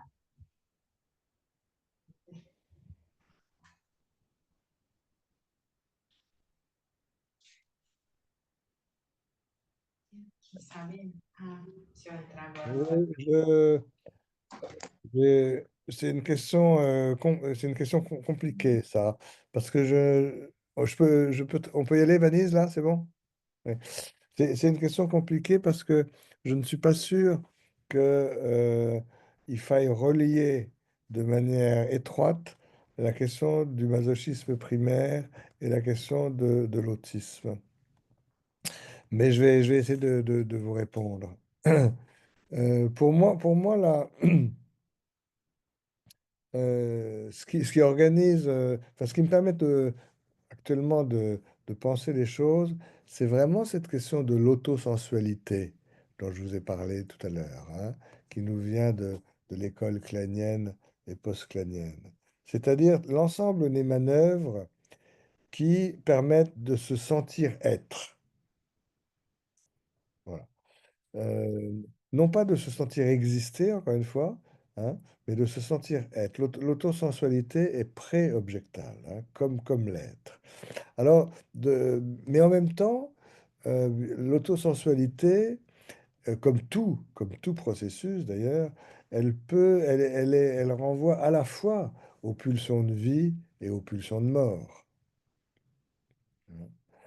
Il y a une autosensualité de vie et il y a une autosensualité de mort. Je m'explique. Je m'explique. Dans l'exemple que j'ai pris tout à l'heure, quand le bébé met son pouce dans sa bouche pour tirer sur la gencive, sentir la résistance, éprouver sa sensorialité buccale, c'est une autosensualité qui est plutôt du côté de la vie. Se sentir être, découvrir son corps, découvrir sa bouche. Se- il s'agit pas de l'autre ni de l'objet, il s'agit vraiment d'une autosensualité, disons, constructive. Mais en pathologie, et c'est pour ça que vous allez voir, je pensais plus, par exemple, aux anorexies mentales ou à certaines manifestations chez l'adolescent, plutôt que, que l'autisme proprement dit. Dans l'anorexie mentale, par exemple, il y a une autosensualité qui est plutôt du côté des pulsions de mort. C'est-à-dire, c'est se sentir, avoir faim, ne plus manger, se sentir vide, avoir faim, la douleur de la faim, mais c'est quelque chose qui renforce quand même le sentiment d'être. Se sentir être au prix de la souffrance, au prix de la douleur. On a ça un petit peu aussi chez les adolescents, ce qu'on appelle dans les scarifications, hein, ou ce qu'on appelle aussi les blessures que les adolescents s'infligent à eux-mêmes. Euh, c'est pas forcément destructif. La destructivité, elle est du côté de l'existence. Par contre, se sentir être, même si c'est au prix de la souffrance et de la douleur, ça passe pas par l'objet. C'est du côté du registre de l'être. Alors, le masochisme primaire, pour moi, serait du côté de l'autosensualité de souffrance, de douleur, de mort, enfin au sens pulsion de mort. Est-ce que c'est la problématique de l'autiste? Je ne suis pas tout à fait sûr. Parce que l'enfant autiste, bien sûr, il est dans l'être plutôt que dans l'existence, mais c'est pas forcément un être de douleur. La douleur de l'enfant autiste, elle vient quand il rencontre l'objet de manière brutale et dans de mauvaises conditions. Tant que l'objet n'est pas là, il n'y a pas forcément une douleur et une souffrance. Mais par contre, il y a un accrochage, un agrippement à l'être, pas forcément en termes de masochisme. Voilà ma réponse.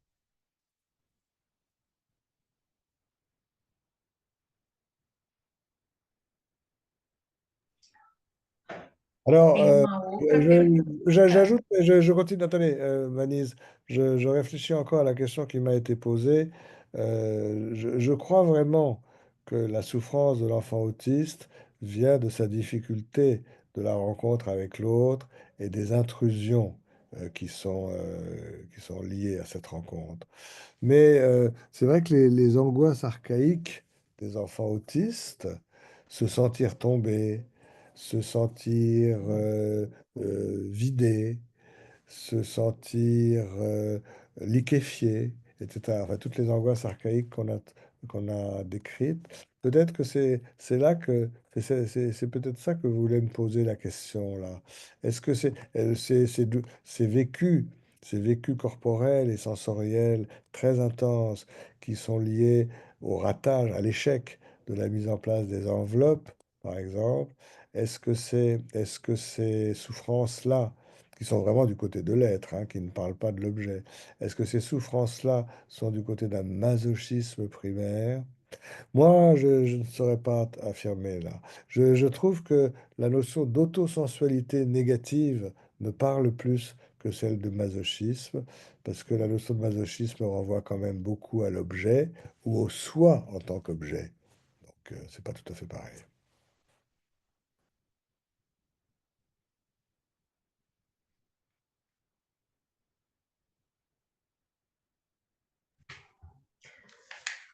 Obrigada. Tem uma outra pergunta aqui no chat.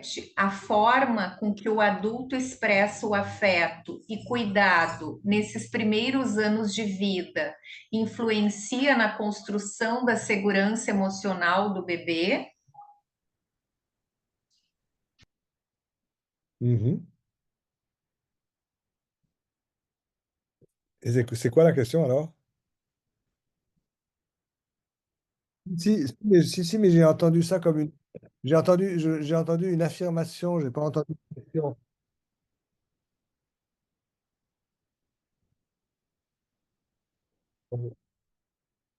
Alors, attendez, pour vous répondre, je voudrais ajouter quelque chose à ce que j'ai dit tout à l'heure. Vous savez que Freud, dans la première théorie, dans cette dans toute cette première période où il met en place la théorie des pulsions, il emploie toujours le mot d'affect et très rarement, jamais presque, le mot d'émotion. Le mot d'affect, hein, dans la théorie des pulsions, il y a le représentant psychique de la pulsion, vous le savez bien, qui se divise entre le représentant-représentation, Vorstellung Repräsentanz en allemand, et puis le représentant affect. Voilà. Et vraiment, il est toujours question d'affect et jamais d'émotion. Je crois que Freud a seulement utilisé une ou deux fois le terme d'émotion, mais lui, c'est la question de l'affect qui compte pour lui.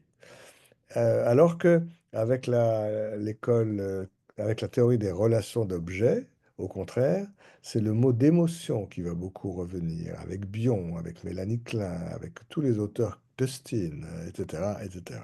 Et beaucoup moins le mot d'affect. Alors pourquoi? Ça renvoie à ce que je vous ai dit là. Le passage de la théorie des pulsions au passage de à la théorie des relations d'objets, c'est c'est en écho au passage développemental de l'être à l'existence. L'affect ne concerne que soi-même. C'est l'affect de gaieté, de tristesse, qu'on va placer sur telle ou telle représentation. Mais l'affect est vraiment euh, lié du côté du sujet. Alors que les émotions, hein, dans le terme de émouvoir, il y a étymologiquement l'idée d'un mouvement vers le dehors. L'émotion est partagée. L'affect est pour soi, du côté de l'être. L'émotion est partagée du côté de l'existence. Ah, vous voyez, j'insiste un peu lourdement, mais cette distinction entre le registre de l'être et le registre de l'existence, hein, c'est à la fois théorique, historique, clinique. Bon. Voilà, les émotions partagées. Alors, je reviens à la question qui m'a été posée là. Il y a un concept que Geneviève Vague a beaucoup développé à propos des bébés et des enfants autistes. Alors, le mot va peut-être paraître un peu technique, mais vous allez voir, en fonction de ce que je viens de vous dire. Euh, Geneviève Vague a beaucoup parlé, je le mets dans le chat, Vanessa, de ce concept d'émotionnalisation des sensations. Émotionnalisation des sensations, hein. Et le mot est un peu sec, mais l'idée est formidable. Ce qu'elle voulait dire, c'est que les bébés qui vont bien, alors sans doute pas les enfants autistes d'ailleurs, mais les bébés qui vont bien, quand ils ont des sensations, quand ils vivent des sensations dans leur être, eh bien, ils les vivent, ils les perçoivent, ils les ressentent, mais un bébé qui va bien va avoir envie de les partager avec l'autre. Alors elle dit de les émotionnaliser parce il va vouloir nous faire ressentir à travers des émotions partagées quelque chose de ce qu'il est en train de ressentir lui-même en termes de sensations, hein. C'est-à-dire que tout de suite dans ce mouvement du passage des sensations à l'émotion partagée, c'est la question du passage de l'être à l'existence qui est posée, hein, et que les enfants autistes probablement ont du mal à poser. Quand on s'occupe d'un tout petit enfant, quand la mère est encore dans la période de préoccupation maternelle primaire, elle s'occupe de son bébé, et puis tout d'un coup, elle va lui dire, mais alors, qu'est-ce que tu veux me dire là? On a soif? On a faim? Je ne sais pas si on peut se dire comme ça en portugais, mais bon. On a soif, on a faim, hein. C'est-à-dire qu'elle ressent que le bébé lui a envoyé quelque chose en termes émotionnels pour lui parler de ses sensations, de ce qu'il est en train de ressentir, d'avoir soif, d'avoir faim, d'avoir froid, d'avoir chaud. Voilà. Il ne peut pas le dire. Lui, il le ressent en termes de sensations, mais il projette quelque chose dans l'appareil psychique de la mère, et la mère le ressent en termes d'émotions partagées. Voilà. Donc je crois que c'est ça qui est en panne, pour des raisons diverses, hein, qui peuvent être à la fois génétiques, endogènes et interactives. C'est ça qui est en panne chez les enfants autistes. Ils ont des sensations, mais d'emblée, ils ont du mal à les émotionnaliser. Voilà, ce serait peut-être ça ma réponse à la question.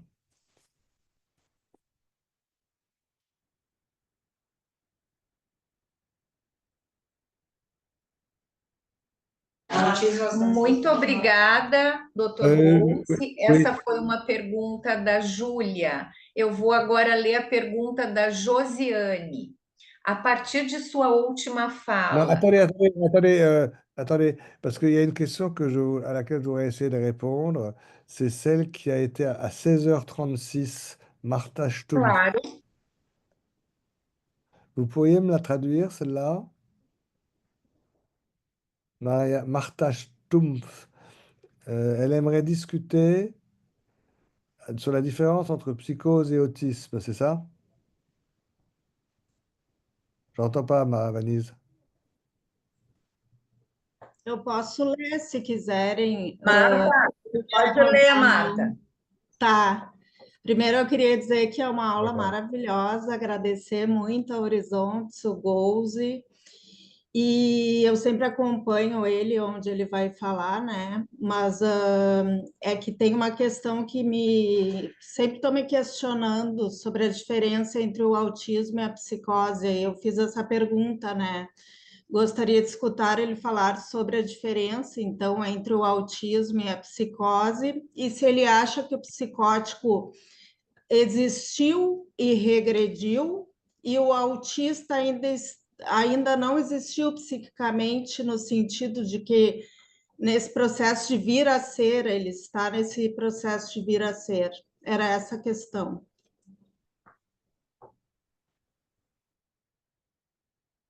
J'ai bien compris. J'ai bien compris. Merci beaucoup pour cette question très importante. À l'Institut contemporain de l'enfance, d'ailleurs, l'année dernière, et on va continuer cette année, on a mis en place un séminaire, un espace de réflexion qui a eu beaucoup de succès sur l'histoire, l'avenir et les destins du concept de psychose infantile, puisque vous savez que dans le champ de la pédopsychiatrie, avec les grandes classifications internationales, le terme de psychose a totalement disparu. Pas chez les psychiatres d'adultes, mais chez les psychiatres d'enfants, oui. Alors que tous les enfants sont rangés dans la rubrique des troubles du spectre autistique, avec un mélange total entre les enfants autistes et les enfants psychotiques, alors que le concept de psychose est encore très très utile parce que les enfants psychotiques ne sont pas du tout les mêmes que les enfants autistes. Tous ces enfants-là, bien sûr, ont besoin de soins, mais pas forcément des mêmes façons de faire. Les souffrances ne sont pas les mêmes, et il faut absolument qu'on puisse réhabiliter le concept de psychose infantile qui nous manque beaucoup. Voilà, alors j'ai pas beaucoup de temps là, je ne vais pas trop développer, mais il me semble que pour moi, le terme de psychose n'est pas un scandale. Le terme de psychose, il témoigne d'un rapport pathologique au réel. Voilà. Ça peut exister. L'enfant autiste a un rapport pathologique au réel, l'enfant psychotique a un rapport pathologique au réel, et les personnes normales, comme vous et moi, de temps en temps, on peut aussi avoir des moments de rapport pathologique au réel. Les moments psychotiques peuvent exister chez tout le monde. Donc pour moi, le terme de psychose, d'une certaine manière, il serait plutôt phénoménologique que véritablement psychopathologique. Et moi, aujourd'hui, je distingue, dans ma tête, je fais la différence entre des psychoses autistiques et des psychoses non autistiques. Et ça s'oppose sur 3 points. Les psychoses autistiques sont des états dans lesquels les enfants n'ont pas accédé à l'intersubjectivité, ou très mal. Donc, ils n'ont pas intégré véritablement la différence entre l'autre et soi, entre soi et l'autre. La différenciation est en échec. Alors que dans la psychose non autistique, l'autre est quand même reconnu comme un autre différent de soi. Dans la psychose autistique, moi je me sers là des concepts de Donald Melzer. Les psychoses autistiques renvoient à une bidimensionnalité psychique, c'est-à-dire l'objet est encore très peu différencié et il ne vaut que par sa surface. Alors que dans la psychose non autistique, l'enfant a accédé à l'intersubjectivité et il a vaguement l'idée que l'autre et que lui-même ont un dedans, un monde interne, une intériorité en 3 dimensions, tridimensionnalité psychique. Troisième et dernier point, ça veut dire que dans les psychoses autistiques, parce que c'est l'adhésivité qui prédomine, eh bien, les identifications sont d'ordre principalement adhésif. Alors que dans les psychoses non autistiques, parce qu'il y a accès à l'intersubjectivité et parce qu'il y a une tridimensionnalité psychique, les identifications vont être des identifications surtout projectives. Voilà. Donc dans ces euh, accès ou pas à l'intersubjectivité, ou tridimensionnalité, identification adhésive ou identification projective, et évidemment, le rapport au langage ne sera pas le même dans les 2 cas. Alors, je vous suis tout à fait dans l'idée que, en pensant à l'autisme typique grave de Kader, hein, que les enfants autistes, psychoses autistiques, Kader, sont encore dans le registre de l'être alors que les psychoses non autistiques, schizophréniques par exemple, ont d'abord accédé au registre de l'existence, mais ont ensuite une espèce de réagrippement au registre de l'être. Et tout à fait d'accord avec cette vision. Et j'ajoute simplement que chez les sujets disons comme vous et moi, enfin, je ne vous connais pas, mais enfin, j'imagine que vous n'êtes pas totalement autiste, hein. Voilà. Donc, les sujets comme vous et moi, ensuite, on va osciller en permanence entre des moments où on est plutôt dans l'être et des moments où on est plutôt dans l'existant, mais ça reste très fluide et très mobile. Voilà. Merci pour cette très, très bonne question.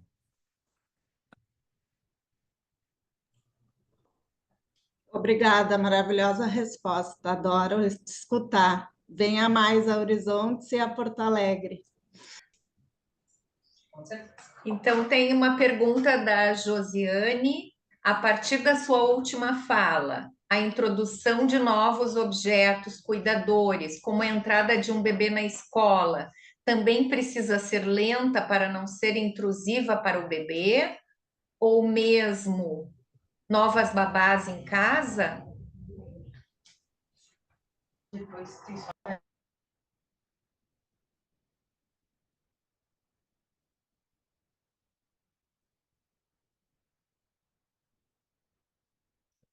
J'ai pas compris la première question. Le premier exemple, c'est à l'école?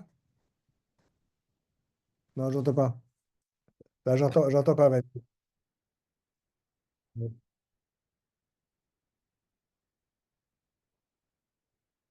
Ah oui.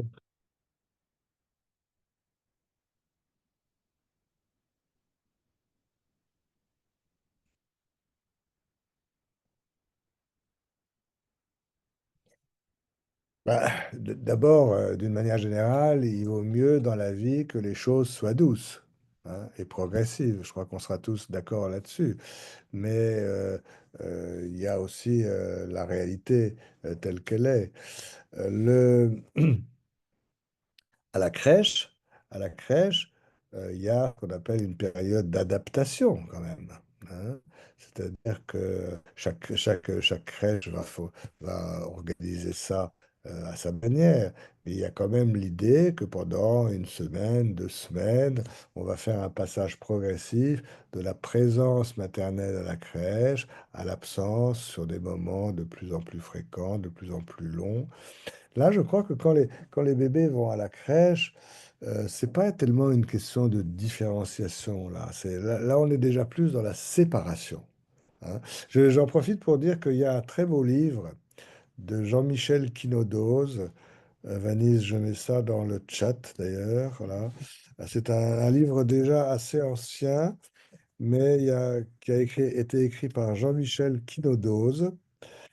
C'est vraiment un très beau livre qui s'appelle La solitude apprivoisée. Voilà. Jean-Michel, il est suisse, Jean-Michel Quilodose. La solitude, non, oui, La solitude apprivoisée. Et il fait une grande différence entre les angoisses de différenciation et les angoisses de séparation. Ça, c'est le passage de l'être à l'existence, c'est du côté de la différenciation, hein. C'est-à-dire, c'est comment on va se différencier de l'objet et donc comment l'objet va apparaître. C'est avant la question de la séparation. La séparation, c'est plus tard, c'est quand l'objet a été bien repéré, bien perçu, bien constitué, et à un certain moment, il faut s'en passer. Voilà. Alors, je crois que l'arrivée à la crèche ou l'arrivée à l'école, on est déjà plus dans la question de la séparation que dans la question de la différenciation. De même aussi, un autre exemple qui me vient, c'est les enfants qui vont être confiés à une famille adoptive, hein. Ils sont d'abord dans une pouponnière ou dans une famille d'accueil. Et évidemment, il va falloir être très doux dans la transition, hein, pour que l'enfant puisse repérer l'autre, s'habituer à l'autre, accepter de quitter progressivement les personnes qu'il connaît. Mais ça, c'est aussi, je crois, déjà plutôt du côté de la séparation que de la différenciation, hein. Pour, euh, voilà, alors, la- comment dire, bien sûr, il faut être doux. Il faut faire une adaptation à la crèche. Il faut, bon, à l'école maternelle, malheureusement, ça se fait pas. C'est l'enfant entre à l'école maternelle. Bon, ça se fait pas de manière si progressive que ça. La transmission, le passage dans la famille adoptive, là, il faut être extrêmement doux et lent et tranquille. Voilà. Mais tout ça n'est faisable que si la différenciation a été réussie, hein.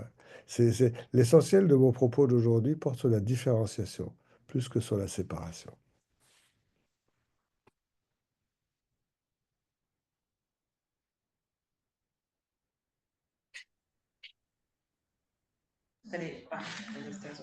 Muito obrigada, Dr. Gouze. Tem muitos agradecimentos à sua fala aqui no chat. Eu vou ler agora uma pergunta da Alicia, temos mais algumas, espero que dê tempo de responder. A Alicia pergunta, ela deseja saber sobre as falas no sentimento de existência e os transtornos da identidade sexual.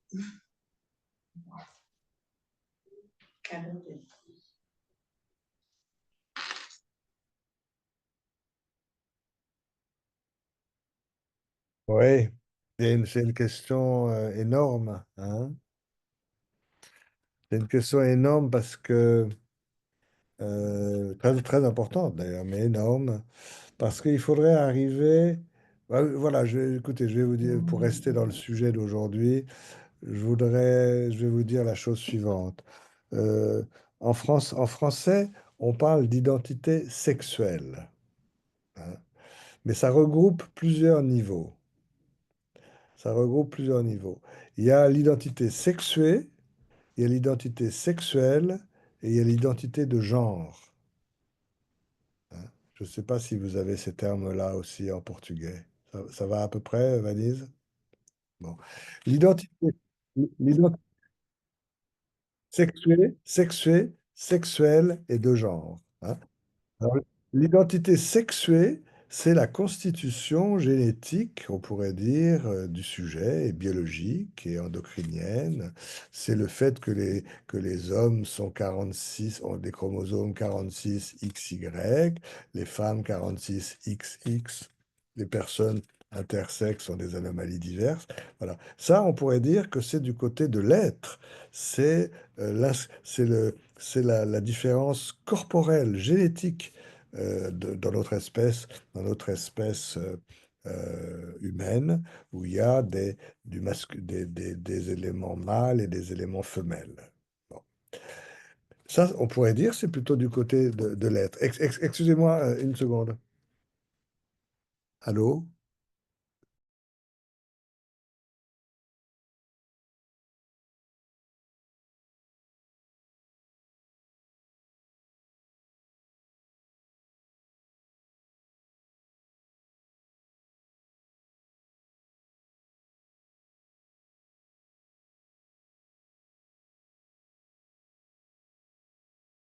Voilà. À l'autre bout, il y a à l'autre extrémité, il y a l'identité de genre. Et ça, c'est la position, le rôle, les fonctions qu'une société donnée va attribuer aux membres du groupe qui sont mâles ou aux membres du groupe qui sont femelles. Donc ça, l'identité de genre, elle est entièrement assignée par l'objet, hein. C'est l'objet de toutes les discussions aujourd'hui. Donc l'identité de genre, elle est fondamentalement du côté du registre de l'existence. L'identité sexuée, génétique, elle est du côté du corps et du donné biologique, donc elle est du côté de l'être. L'identité de genre est totalement du côté de l'existence. Et entre les deux, c'est comme ça qu'en ce moment, moi, cliniquement, je me dis les choses. Entre les deux, il y a l'identité sexuelle, c'est-à-dire le choix d'objet. Est-ce qu'on est plutôt homosexuel? Est-ce qu'on est plutôt hétérosexuel? Est-ce qu'on est plutôt bisexuel? Et là, il me semble que l'identité sexuelle, elle est un peu entre les deux. Parce que quand on dit choix d'objet sexuel, c'est pas vraiment de l'ordre d'un choix. C'est quelque chose qui va s'imposer à nous progressivement à la sortie de l'adolescence. À l'adolescence, on peut faire volontairement quelques expériences homosexuelles, bisexuelles, pour voir de quoi il s'agit. Mais en réalité, ensuite, notre identité sexuelle, quand elle va se stabiliser, soit hétérosexuelle, soit homosexuelle, soit bisexuelle, c'est le fruit de choses qui viennent à la fois du dedans et qui nous échappent, et à la fois, bien entendu, des choses qui viennent de l'objet, qui va être ou non source de désir, hein. Donc moi, l'identité sexuelle, je la vois un peu à l'interface de l'être et de l'existence. Ah ouais, c'est ça que je voulais envie de répondre à votre question. Je le redis, l'identité sexuée, génético-biologique, elle est du côté de l'être. L'identité de genre, elle est assignée par les autres et par la société, très tôt, très très tôt, elle est du côté de l'existence. Et entre les deux, il y a l'identité, il y a le choix d'objet sexuel, qui est quelque part, qui est le fruit, qui est la résultante à la fois de ce qui vient de nous et de ce qui vient de l'autre. Voilà.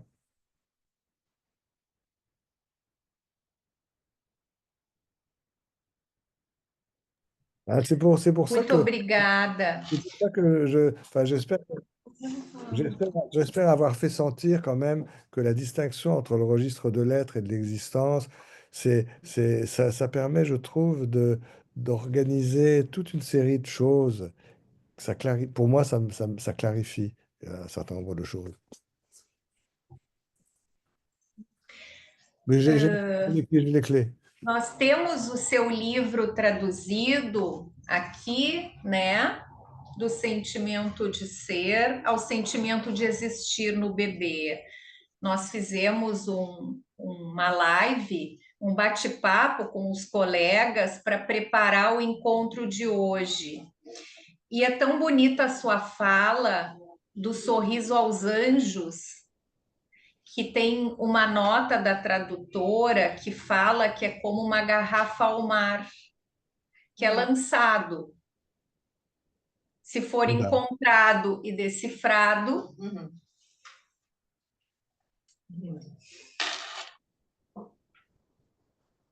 C'est comme ça que les signaux deviennent des signes.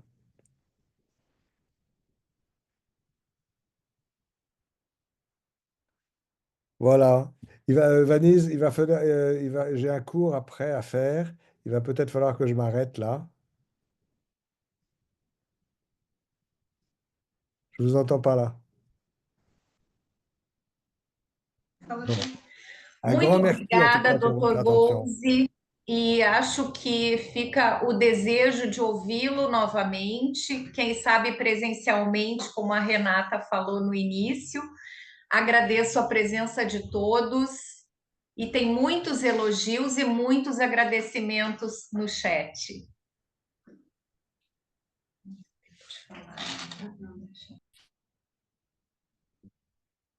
Très gentil, merci beaucoup. Et Renata et vos collaborateurs, vraiment merci de votre confiance et envoyez-moi bien l'intitulé du cours que j'ai fait aujourd'hui. OK? Merci beaucoup. Au revoir. Muito obrigada. Au revoir. Muito obrigado.